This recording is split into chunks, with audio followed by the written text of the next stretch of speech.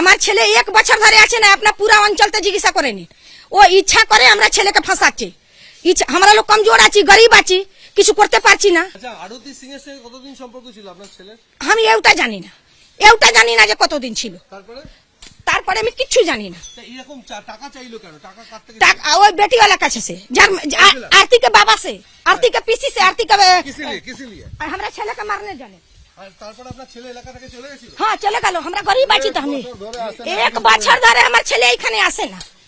যা করছে নির্মলা ভালো করছে। কবে এসেছিল ছেলে? সেদিনকে কি না আসে নাই, ছেলে আসে না। ও তো মিথ্যা কথা বলে বলে ফাঁসাচ্ছে আমরা ছেলেকে। আপনার ছেলে এই ঘটনার সঙ্গে যুক্ত নয়?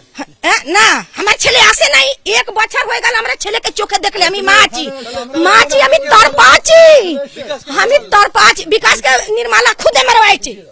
निर्मला अपना लोग से मरवाइছে, बांटते जानो। वो और से जाके जिज्ञासा करो।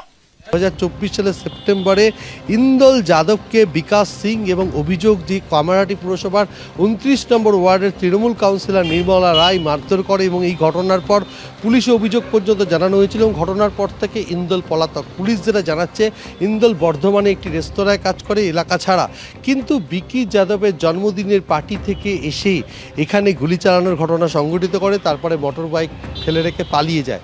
এখনও পর্যন্ত ইন্দল যাদব এবং অপর 2 দুষ্কৃতীর কোনো খোঁজ পাওয়া যায়নি। ভিকি যাদবকে আটক করে জিজ্ঞাসাবাদ করছে বিলগড়িয়া থানার পুলিশ।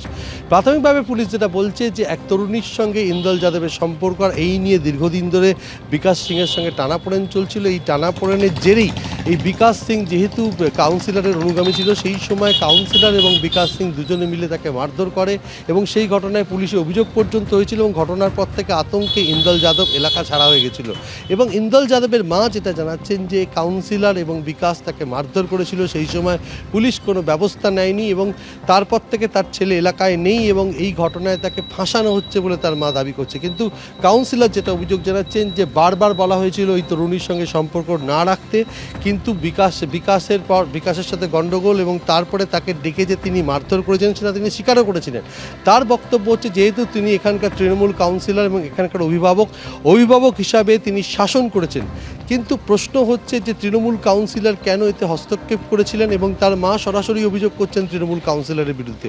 আর এই টানাপোড়েনের জেরেই বিকাশের উপর হামলার ছক কষেছিল ইন্দল, এমনটাই প্রাথমিকভাবে পুলিশ জানাচ্ছেন।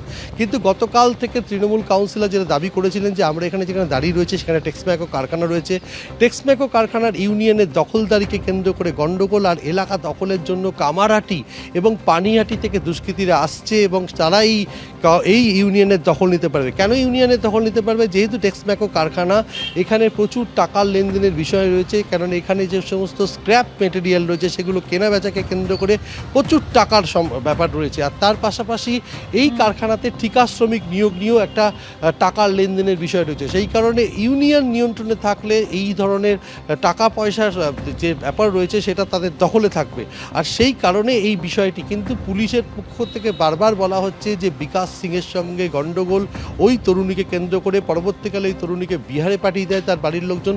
এই ঘটনাকে কেন্দ্র করেই গণ্ডগোল এবং তার জেরে আক্রোশ ছিল বিকাশ সিংয়ের ওপর, আর এই কারণেই হামলা চালানো হয়েছে। বিকাশ সিং কিছুটা সুস্থ হলে বাকি তথ্য পাওয়া যাবে।